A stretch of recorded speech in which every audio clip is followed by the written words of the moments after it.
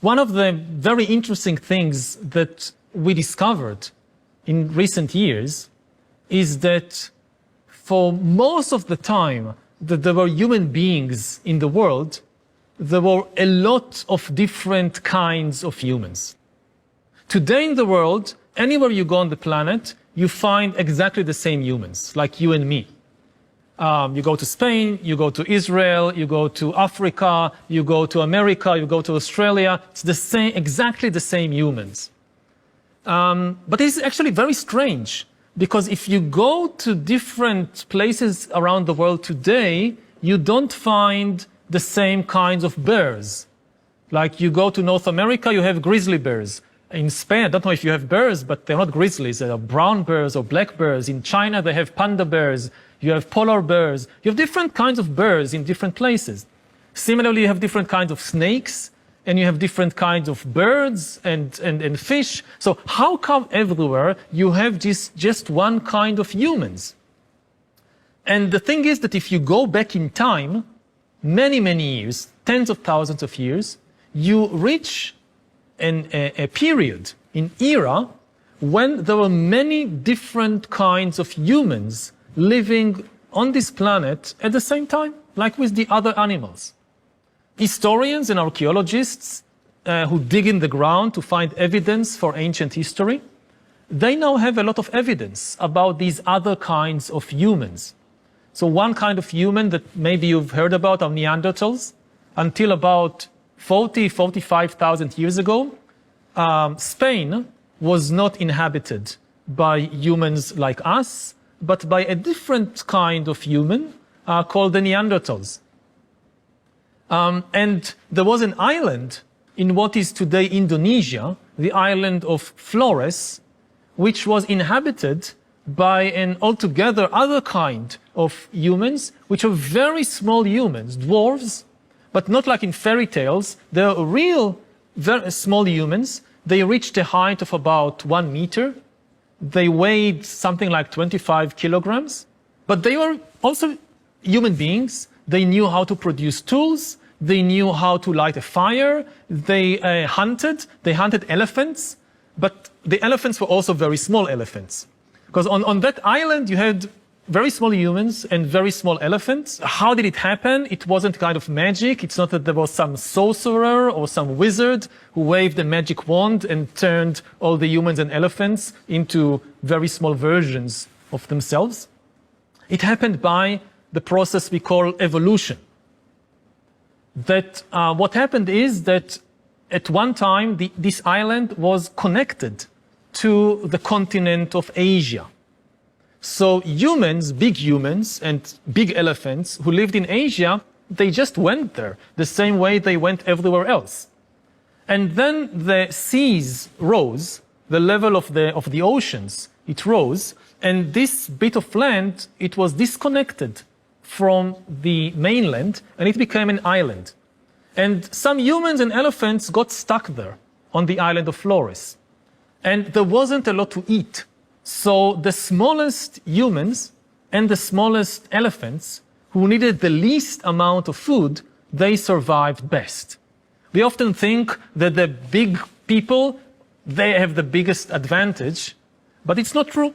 There are some situations in life that being the smallest is the best. And this was one such situation, because the big humans and the big elephants, they died first. The smaller one survived better. And then when the smallest man and the smallest woman had children together, they're particularly small children. And again, the same thing happened in the next generation. Out of, say, 5 children, the bigger ones, they needed more food. There wasn't a lot of food, so they died. And the smallest ones, they survived. So generation after generation, the smallest people survived and had even smaller people. Now, it wasn't like very big differences. But every generation, say an inch less or a few millimeters less. After a couple of thousand years, the big humans became dwarves, and the big elephants became dwarf elephants. And this is the process of evolution. And this actually happens to all the animals. All the animals in the world, and also the plants, and also Even viruses, if you remember the corona, they also undergo evolution. They constantly change. And this is how humans like us, not just the humans on Flores, we also undergo this process of evolution. I mean, why aren't they here with us today in the world? And this is, again, one of the big questions that historians research. And apparently, we drove them to extinction.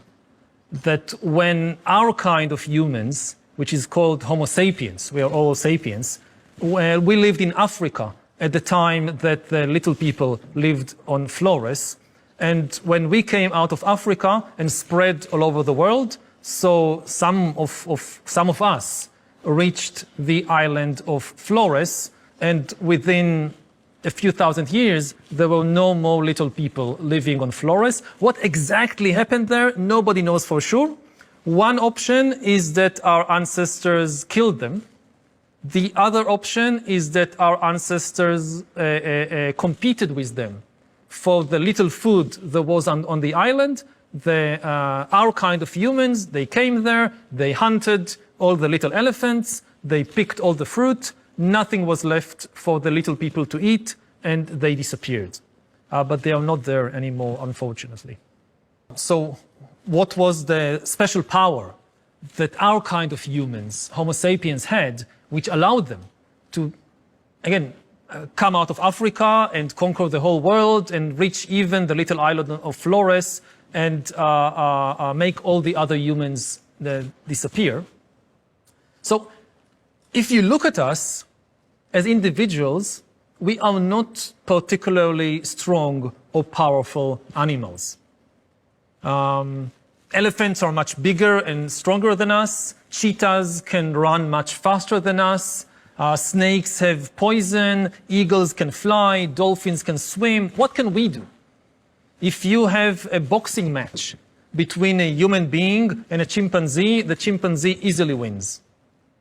We are not particularly strong animals as individuals. Also, we are not necessarily smarter than other animals. Yes, there are many things that we know that other animals don't, but it's also the reverse. There are many things that a chimpanzee knows that I don't know.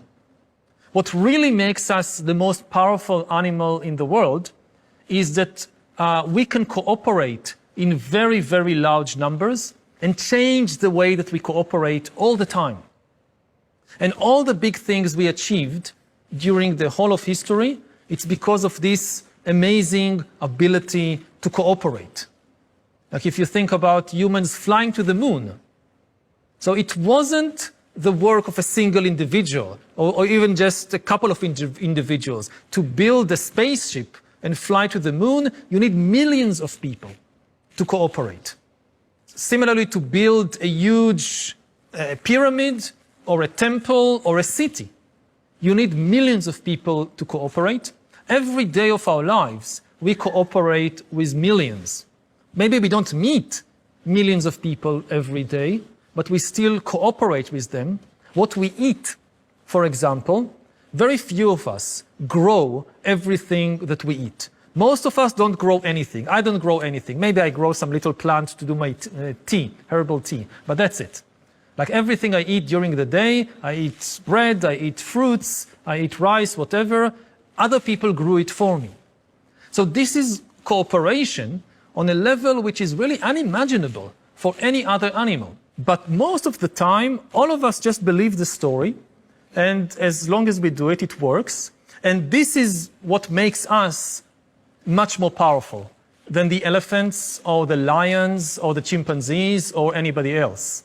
We can cooperate with millions, with billions of other people to build cities and to build spaceships and to build roads and to grow food and whatever else, because we believe in all these kinds of stories.